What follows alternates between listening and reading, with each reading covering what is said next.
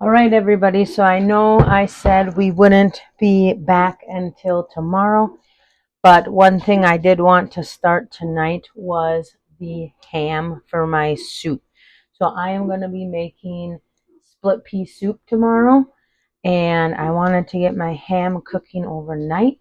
That way tomorrow I can pull that ham out and I can use that delicious juice that the ham is going to make, and I can cook my peas in it. So I have two smoked ham hocks from a whole hog that we purchased.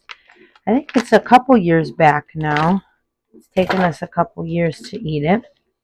And I'm going to put both of them into my crock pot.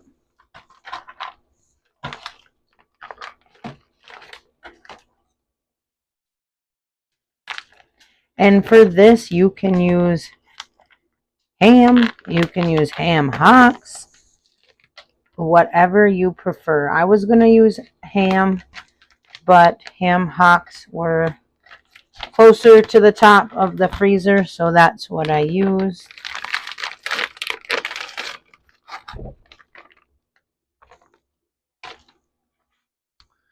All right, so I have those two in there, and then I'm going to add some water. And for me, especially since I'm cooking it overnight, I am probably going to add water almost till it's covering the ham, pretty far up.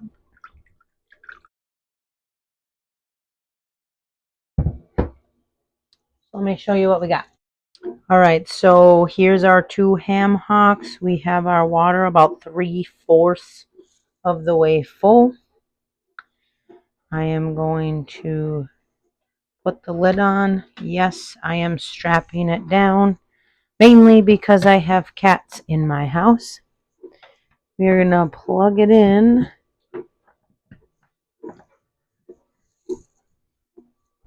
And I'm going to turn it on. This one makes me select a program. So I'm going to do probably 8 hours. And we're going to cook it on low, and we'll see how that goes. Once the 8 hours on low gets done, it will flip it to warm, and it'll keep going. So all night long it'll be on warm, which is fine because it'll make that ham more tender. So tomorrow morning we will pull this out and I'll show you what the next step says. All right, everybody, good morning. We are back. It is the next day. If you remember last night, we started 2 ham hocks and we are going to check on them now. I believe they are done. And if they are done, we're going to get them out and we are going to start putting the rest of our stuff in for our soup so our soup can cook during the day and we can enjoy that for supper tonight.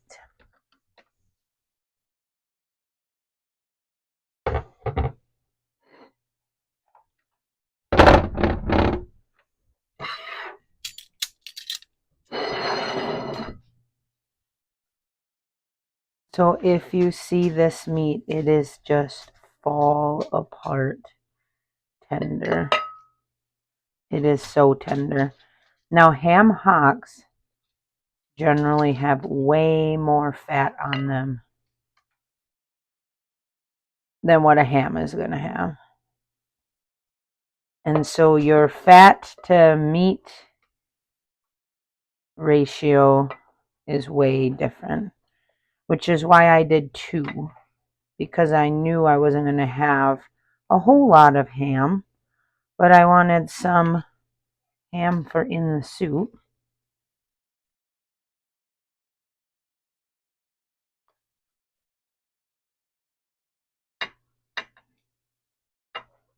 I'll get the other hock out here. We'll see if this one comes out in one piece. Nope.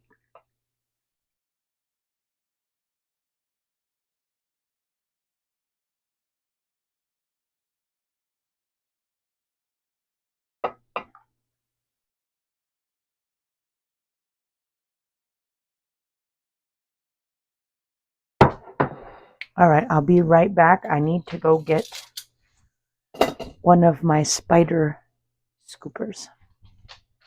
All right, so I am back. I got my spider scooper. This is my first time using this. I got these from my sister-in-law for my birthday this year. This was something that I have been wanting, so I put it on my wish list that we have as a family, and she got them for me. So this is my first time using it, and I think it's going to work out perfectly to get all of the meat and all these little bone chunks.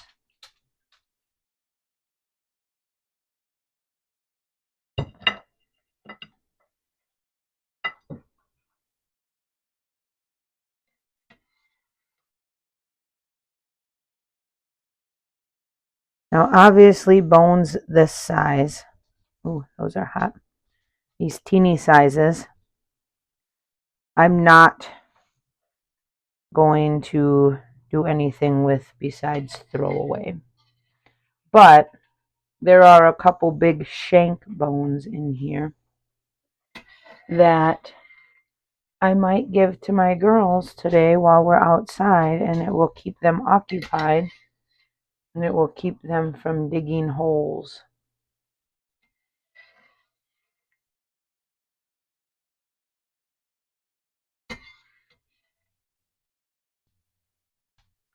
All right, I think I have everything out of here.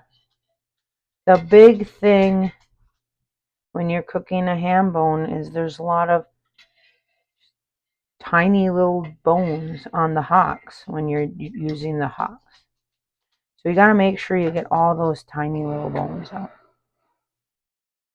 So we're going to set this aside, and we're going to go get the rest of our stuff to put back into this broth so we can make the soup. All right, everybody. So typically growing up, split pea soup in my house, my mom just did green split peas and ham. And over the years, I've started to add carrots to mine. I had carrots in it one time at a restaurant, and it was actually pretty good. So I started adding carrots. Well, today I was like, well, I have these 3 stalks of celery that are going bad. The rest of the bunch was bad. So I'm going to throw those in there today. I'm also going to put an onion in there today. I'm going to chop this up and put this in there. And I have these 2 zucchinis. And this guy is definitely getting soft. Probably down to about here. Might not be good. But I might chop those up and put it in there. Now I know you're probably thinking, what the heck? This is not split pea soup. And no, it's probably not traditional split pea soup. But I have things that I need to get used. And my husband doesn't like split pea soup. We don't do a whole lot of soups in our house. And I'm just going to throw them in because I'm the one eating it. And I'm going to give it a whirl. What's the worst that can happen? So these 3 stalks, I've already washed them, cut off the bad pieces. So I am just going to chop them into small pieces. My hope is that adding these gives it a little extra flavor. Typically, all you taste is ham in split pea soup, which is completely fine. But when you got things to use, you might as well use them. So I'm going to throw this right into our broth.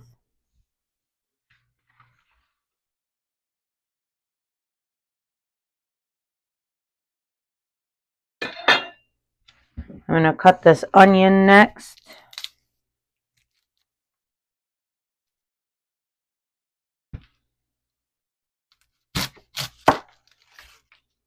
And if you guys remember from a few videos prior, I've mentioned multiple times about my stomach not tolerating onions very well lately.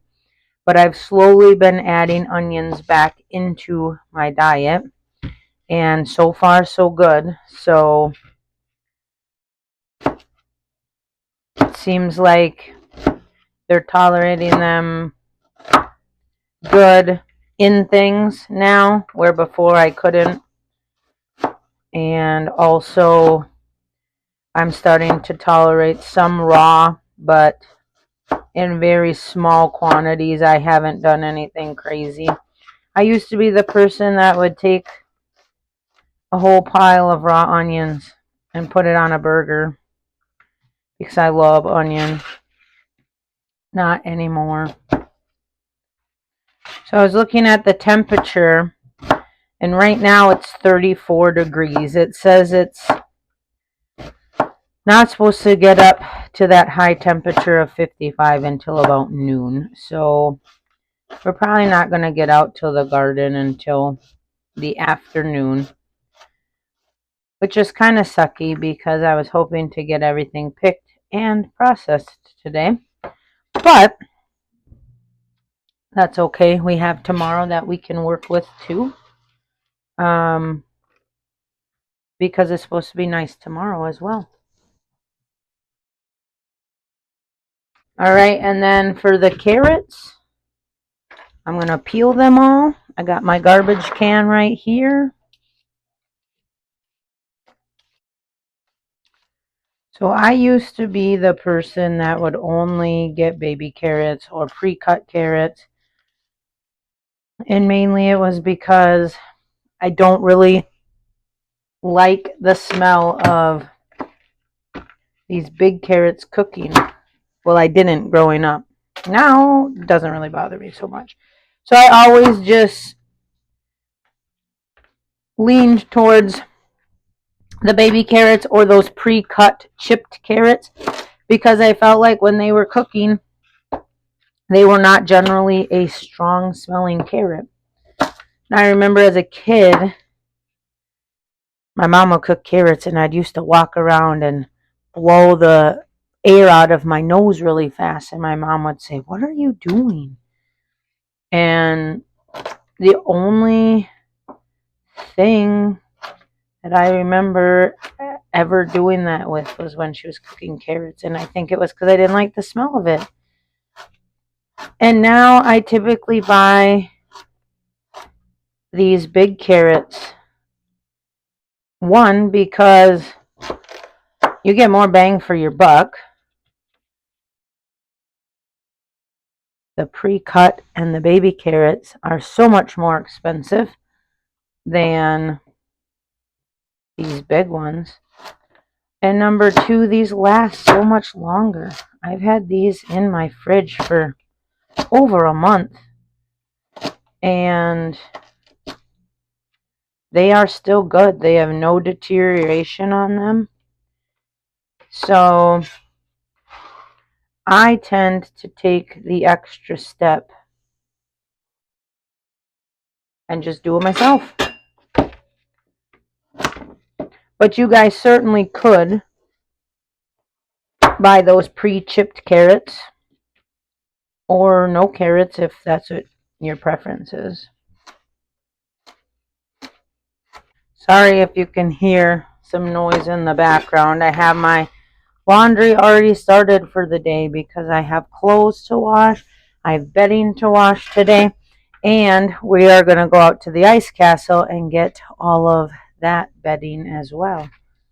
So we have a lot of stuff to get done. I was hoping to be able to hang some stuff on the line. For some reason, when it said it was going to be 54 degrees, I assumed it was going to be 54 degrees right away. And I forget that we are in the middle of October in northern Minnesota. All right, so let me grab a spoon. I'm going to stir this and debate if I'm going to do that zucchini.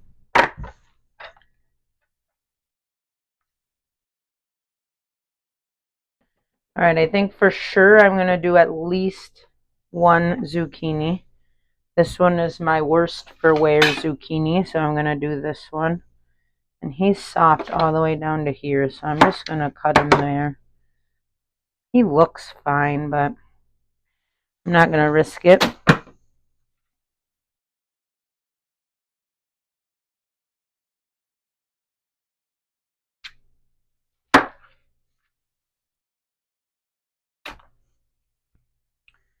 And I think what I'm going to do is I'm going to just cut it into small chunks so they're almost unnoticeable. Zucchini will take on the taste of whatever you cook it in.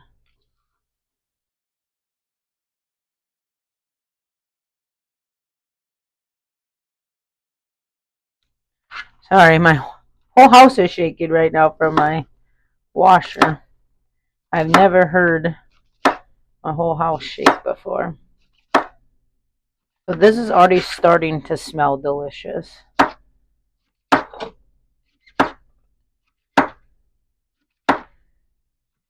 I think carrots, onions, and celery are essential for any soup you're making. Maybe except chili. But I don't know if you consider chili soup or not. I do. My husband considers it chili.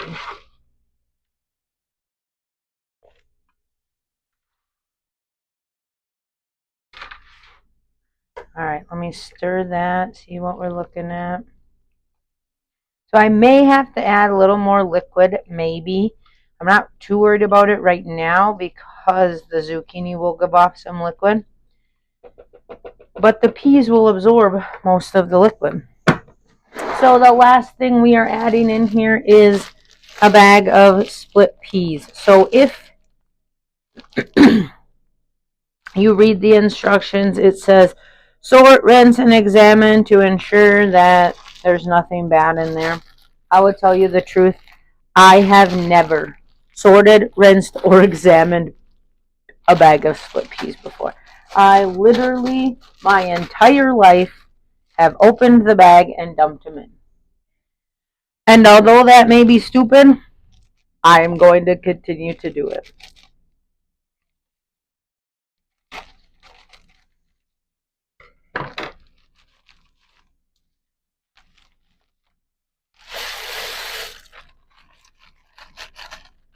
And these peas will sink to the bottom, but as they absorb the liquid, they will start to thicken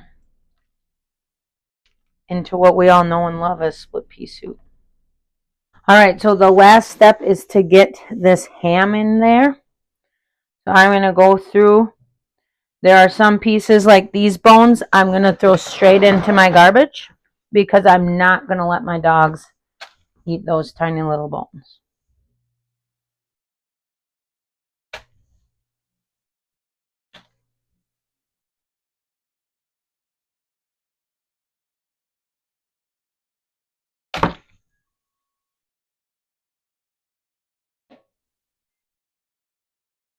Even this one, I would not risk it. Although they would love it. This guy, on the other hand, I'm going to save for them. Alright, so we're going to pick through this. We're going to get the fat and the bones out of here. We're going to keep the meat, and we're going to get the meat into the pot.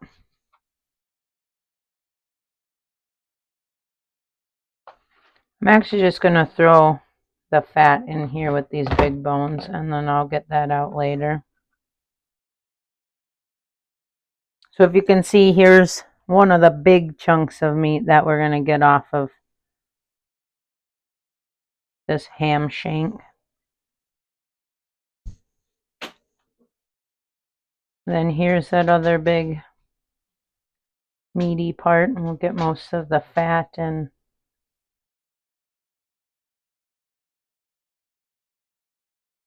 tendon and connective tissue off of there.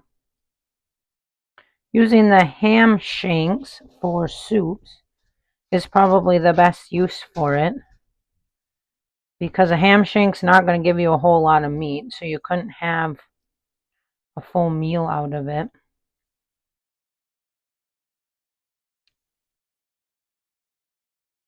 And because of all the fat on this, it will give you this really rich flavor.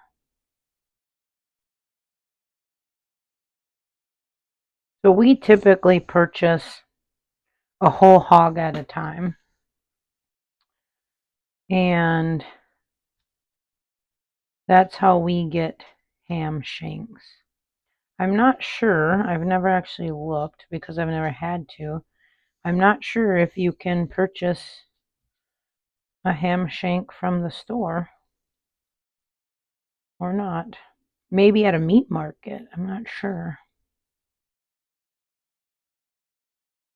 All right, let me go wash my hands and then we'll get cutting this so I don't get my knife gross. All right, and all we're going to do is chop this ham into pieces, and it is so tender that it will just basically shred for you.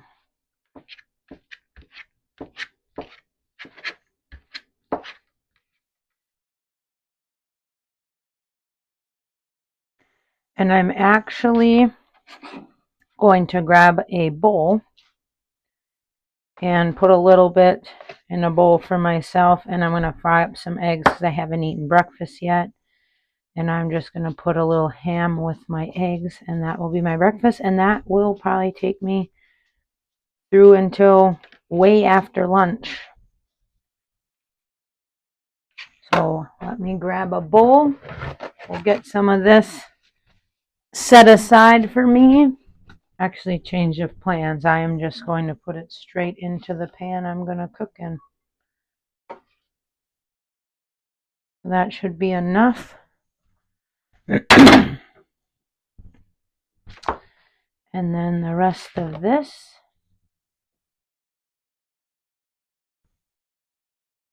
we will put into our soup.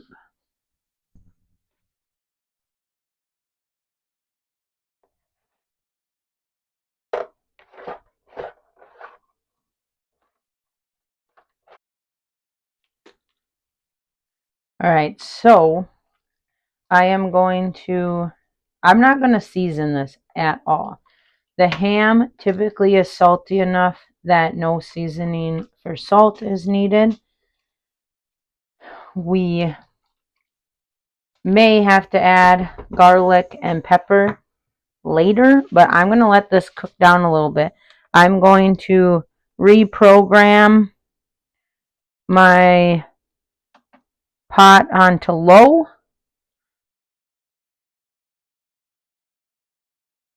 And right now I have it set for 4 hours. I will be checking it often, but I'm going to lock the lid back on and we are going to let it cook. All right, everybody. So our next project for today is we are going to get some tomatoes started to make tomato sauce. This is a recipe that I found online. I've never made it before, so we are going to give it a try. Normally, I would do tomatoes on the stove, but I just have so much going on that I figure if I can put them in here and let them go, I'm going to do that. So I didn't measure, but the recipe called for 8 cups of cherry tomatoes. Again, I didn't measure. I'm just going to put all of the tomatoes I have left from the year into the slow cooker. What I am going to do is maybe do it in layers. I may not actually fit everything now that I'm looking at it. I'm going to throw these in. I'm going to drizzle some olive oil. This is actually avocado oil. The recipe calls for half a teaspoon of oregano. I'm going to put that in on this layer. I'm basically going to do it twice, I think. is what I'm going to do because I have a lot of tomatoes and I'm hoping to get them all cooked down and I don't want them to burn. Need to grab my knife. We're going to get this cut.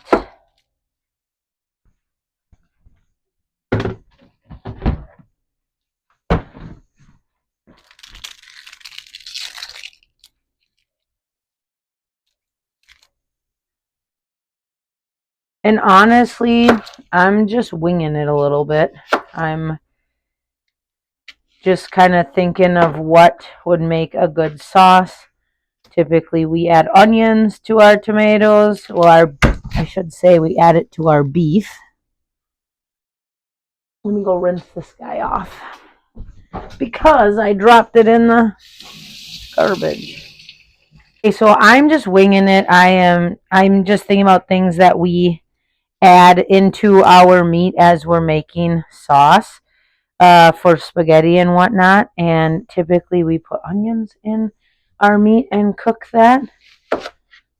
So hence why I'm doing onions. And I actually might just do big chunks.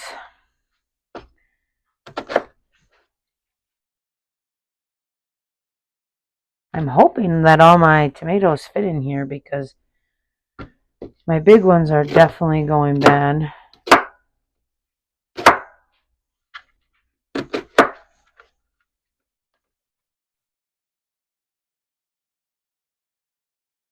I'd have to do 2 batches.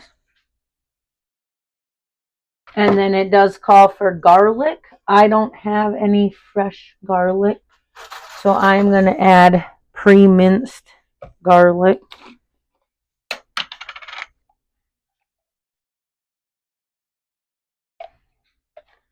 And I will link the recipe below so you can follow it, but I'm winging it a little bit.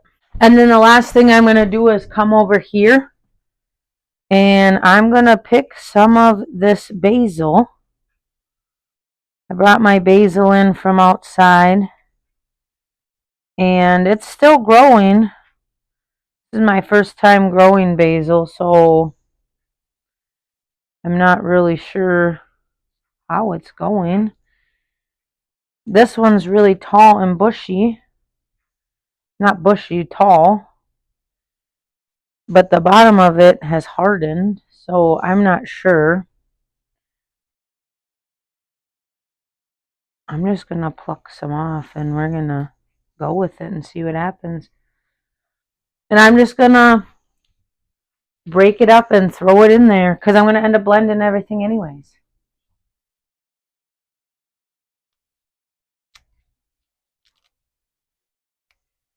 I don't know if technically you're supposed to eat the stems, but I'm putting them in there. Okay, so that's my first layer. I'm going to just mix it up a little bit. Get everything coated, which is what the recipe says to do. And I just wanted to do this in 2 steps because I wanted to make sure this bottom layer doesn't burn because it's going to be against the heat. And I did pre-wash all these tomatoes. I just didn't think you guys needed to see me washing tomatoes. So it looks like I may only get my cherry tomatoes in this pot. So I'm going to add more garlic to this. More oregano. Some more oil.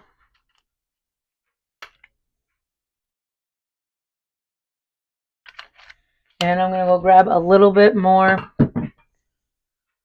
basil to put on this layer. I was going to do the second onion, but I might wait for right now. I might add it a little bit later once this kind of breaks down. I might throw in these other big tomatoes because these ones do need to get used up. These are getting pretty worse for wear. All right, we'll put some basil on this layer as well. This one's going to be tougher to stir. I'm just going to try to do the best I can, and I might even pull up some of those bottom ones to the top here. And then the recipe says you can cook this on high or low. And it said it should take about 2.5 hours. It did not specify if it was 2.5 on low or high. So that was a little confusing. But I'm going to lock my lid down. I'm going to turn it on. I'm going to start it at low. And we're going to put on 6 hours at low. I'll be in the kitchen often today. I'll be checking in. So I'll make sure it's still doing well. But for now, we're going to leave this like this. We're going to let it cook down. And then we are going to get an amazing tomato sauce out of this, which I intend to can. I just realized I forgot salt. It also said 1/4 of a teaspoon of salt. I'm just going to sprinkle some salt in, mix it up, and then do that one more time probably. Because you can always salt things as you go. As you're cooking it, you can always salt.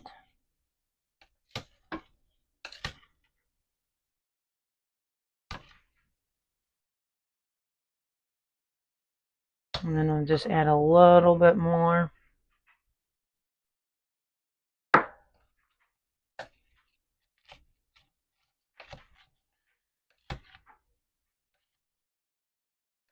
Everything is well coated with oil, so it should prevent it from burning.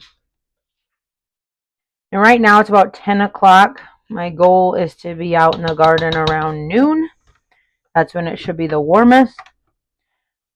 So for now, I'm going to head down and start working on getting some of my clothes put up. All right, everybody, it is the next day. Last night got a bit crazy. It turned into a long night, so I did not show you the ending. My phone ended up dying, so I couldn't finish recording everything I did out in the garden, but I did get my 3 big garden beds done. All the carrots are out, which I did get footage of, and the cages got all picked up and put in a pile so we can put them away in storage. But I did want to show you the soup that we made. Molly, no jumping. No jumping. No jumping, sweet girl. Alright, so the pea soup that we made, I did eat it last night for supper. It was delicious. It was a bit watery. So if you can see here, that was all liquid. I believe it's actually possibly also some fat from the ham. But it was delicious soup. Alright, everybody. So we are back in the kitchen. It has been a while since I cooked down these tomatoes. This week has been a little hectic for us. So the first thing we are going to do, these tomatoes are cold still. We're going to immersion blend all of this. If you remember, we have tomatoes, onions, garlic, basil, oregano in here, and then oil. So we're going to immersion blend that.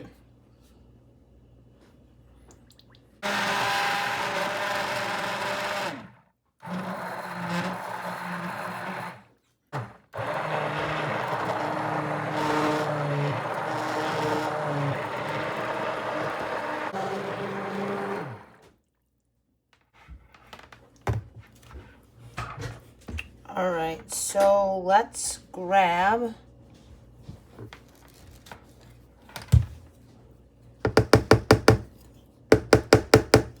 a spatula and see what it looks like here. So I'm trying to look and see if there's any big chunks of skin, because those chunks will kind of get tough when you can them. We tried that one year with tomato soup. There's a few chunks And I think I'm going to check and see if I have one tomato paste just to thicken it a little bit. Okay, so looks like we only have tomato sauce, but that should help thicken our spaghetti sauce here. So let me get this open.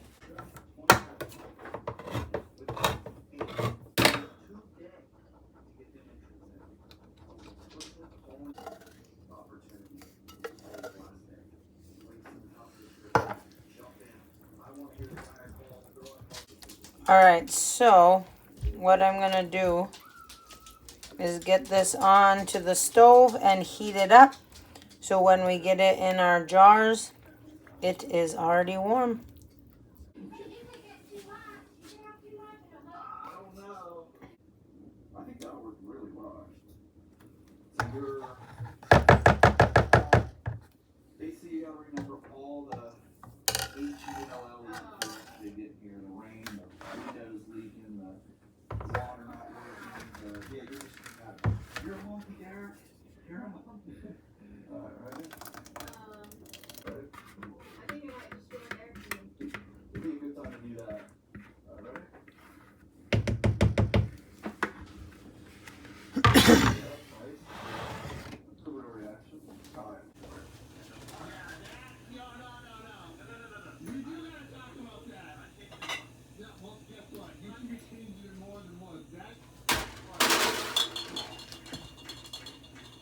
Gosh, damn it.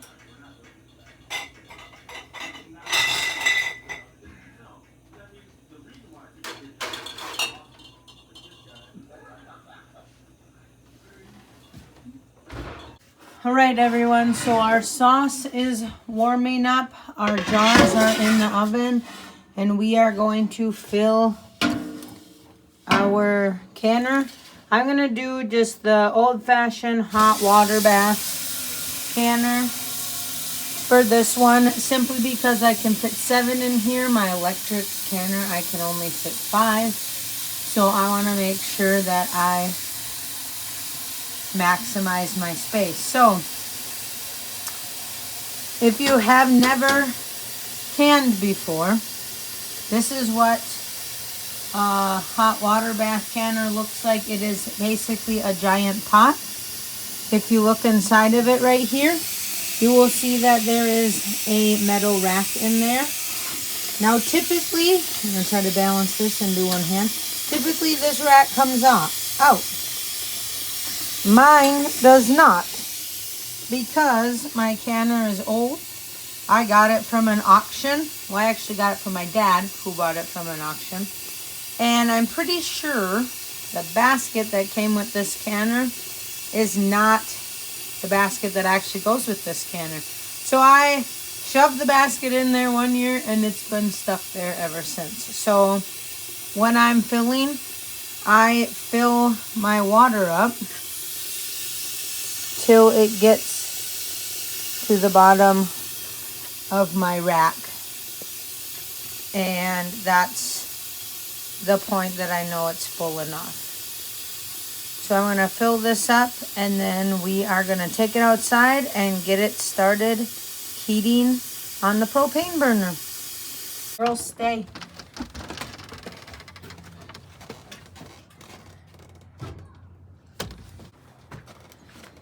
Careful. There's a lot of water in this burner.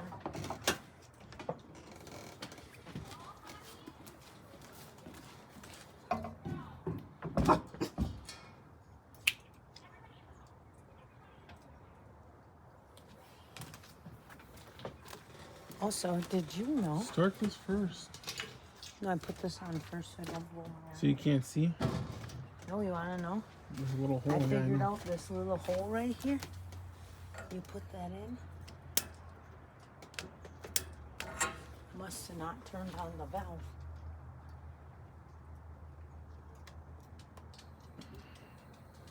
Oh, I can hear it now. Hurry up.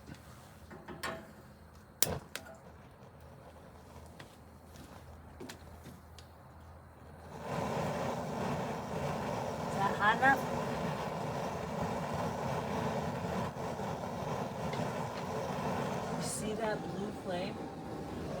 Never had it this much blue flame. It's gonna heat so fast. Alright guys, so we're gonna let this heat up out here. We're gonna keep working in there on the sauce, and then we will get it canned. Alright guys, let's go check on our canner. I believe it is boiling. Yep, so we are at a boil. So we are gonna go inside. We're gonna go inside and we are gonna get our jars all jarred up and get the spaghetti sauce in the canner for 10 minutes. All right, everybody. So please ignore our supper. We were kind of in the middle of both, and it's Halloween, so the kids will be coming knocking at our door soon. So I have heated up the sauce. The jars are hot in the oven, and we are going to get everything assembled to get it in the canner. So I put my jars in the oven at 200 degrees. Basically, you want them hot, so that way when they go from here to the canner, we don't risk shattering them. So the first thing I'm going to do is I'm going to do a teaspoon of canning salt into the jar. Then I'm going to fill it with our sauce.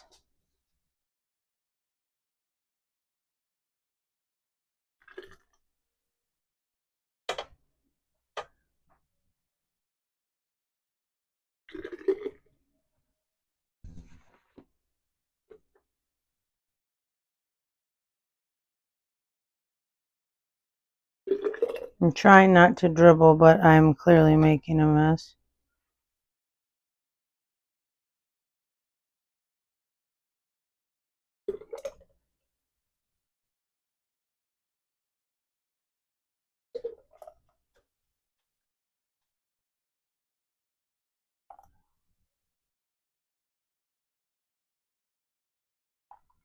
You're going to fill this till it's got 1 inch headspace. I never measure my headspace. I go by looks. So if it is at the bottom ring, that to me has always been 1 inch headspace. I need to grab some paper towel real quick. We're going to get that damp in the sink. It's one thing I forgot here. And then we're going to wipe off the top just to make sure there's nothing in the way of the lid. We're going to put our lid on and our ring on. Finger tight. These jars are very hot. I'm going to slide that to the corner, grab my next jar, and keep moving. When you're canning in this method, you have to make sure you move fast, because I now have a jar sitting there, and if I let that jar cool down enough, the minute it hits that hot boiling water out there, it will shatter. So that's why you're moving quickly when you're doing this method. And we are canning, and it's pretty cool outside as well. So that's another reason to move fast when we leave the house, because that cold air can also damage your jars as well.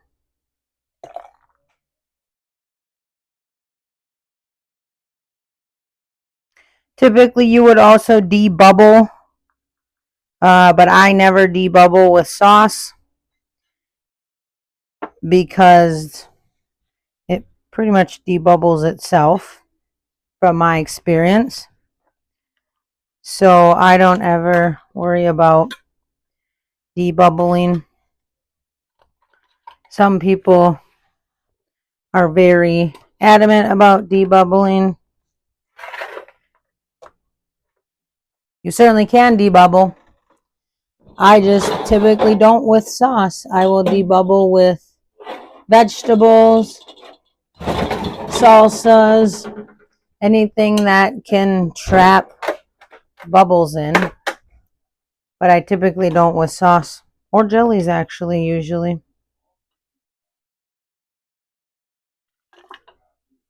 I think I forgot to put salt in that last one, so I will have to remember that the jar with the fancy top, that's the only fancy top I have, has no salt. My husband suggested I go back and watch the video. I'll have to do that, but I'm pretty sure there's no salt in there. Actually, I'm not pretty sure. I know there's no salt in there.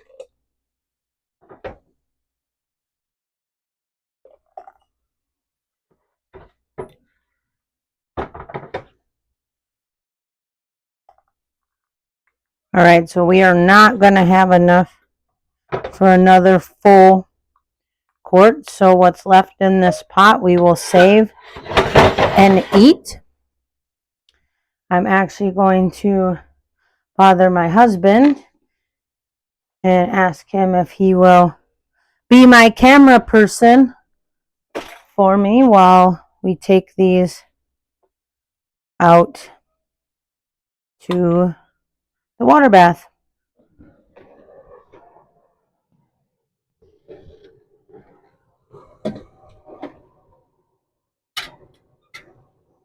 All right, guys, so we are working fast because it is cooler out here and we don't want these jars to cool down.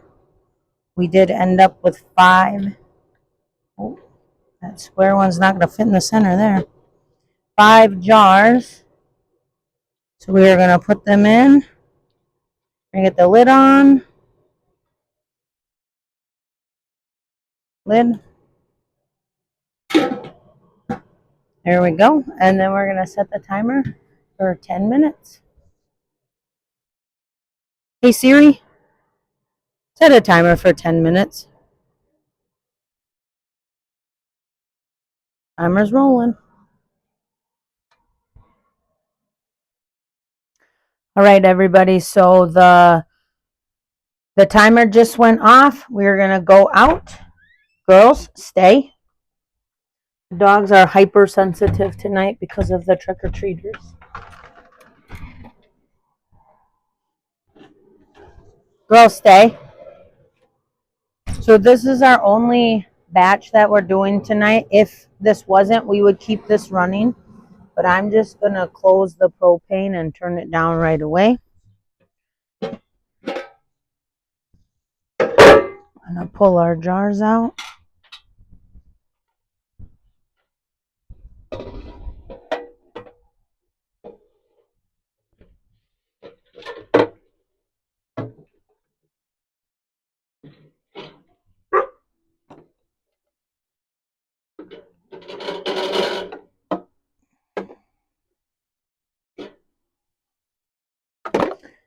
And then we're going to leave the canner out here to cool. And we're going to take these inside.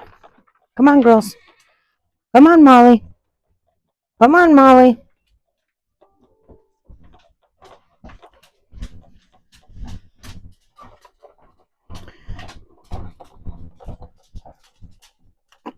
All right, so after you have them out of the canner, you need them to cool. You never want to set them onto the solid surface of your counter because the difference in temperature can shatter your glass. We are going to place them like this. I'm going to cover them with the towel. I'm going to rearrange. Hold on. I'll go like this.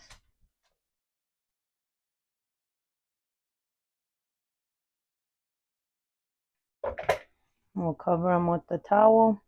And then we are going to let them sit for at least 24 hours.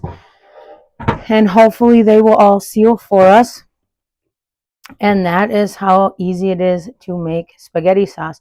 So we will check on these tomorrow. We'll check the seals, make sure they all sealed, and then we will get them on the shelf.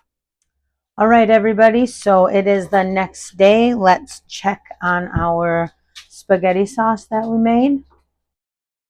So here is our spaghetti sauce. We are going to check the tops. You simply do that by pushing. All of our jars have sealed. So we are going to get these jars labeled and get them on the shelf.